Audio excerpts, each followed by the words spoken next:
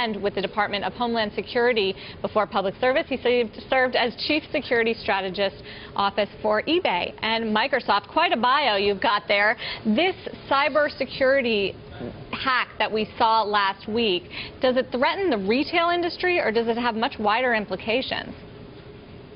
I think it has wider implications, and not so much the $160 million that you talked about, because that's sort of spread out over a 3-year period through this. And when you look at the big numbers, you know, it's not the biggest thing in the world.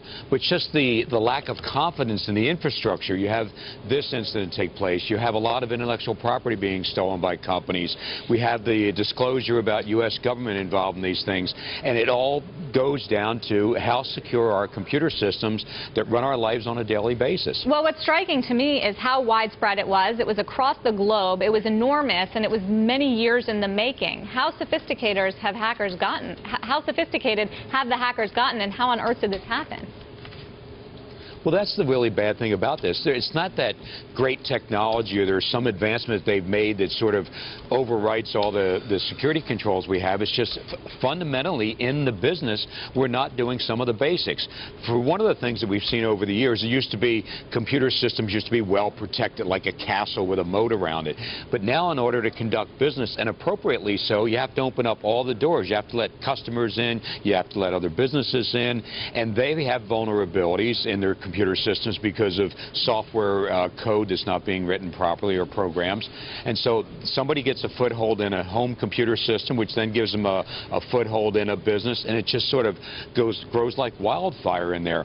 So it's not that we don't know how to do it, is we don't implement, we don't do the good cyber hygiene we need to do. Can I ask you a simple question? Are we really protected against somebody that really wants to hack us?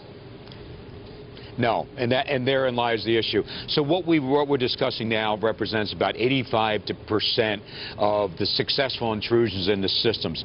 The other 15% are the dedicated nation states, really hardcore criminals that are not looking necessarily to do something now that's going to make news, but 5 years down the road may be able to shut off our electricity or hold a company in effectively digital hostage so they can extort money out of them.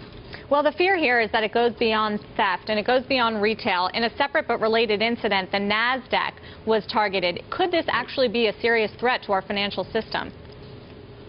It could, and that's one of the concerns. I was in D.C. when the NASDAQ event started, and that's one of the concerns was identifying who it was that did it, because when you start seeing some of the things unfold, first they thought it was another country did it, and then it was, oh gee, it looks like an organized crime group did it, and then this thing keeps unfolding.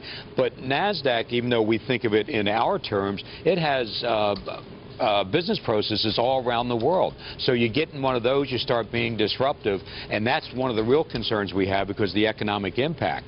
Well, you're talking a lot about the cost of hacking. What about the value of hacking? With all of your work in the White House, we look at operations like PRISM, the NSA. Is there a value to this kind of, maybe you don't want to call it hacking, but intelligence? Well, and that's one of the things that's caused a lot of concern here recently. So over the years, we've seen software vulnerabilities being discovered and sort of being the capture the flag type thing for hackers.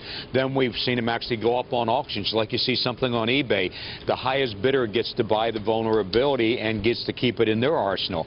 And now we're seeing actually a market for this where people will find vulnerabilities, governments buy it to use them for some future operation they have going. Other hackers buy it to sort of do this steal. Instead of stealing $10 million, they steal $1 million from a dollar from 10 million people.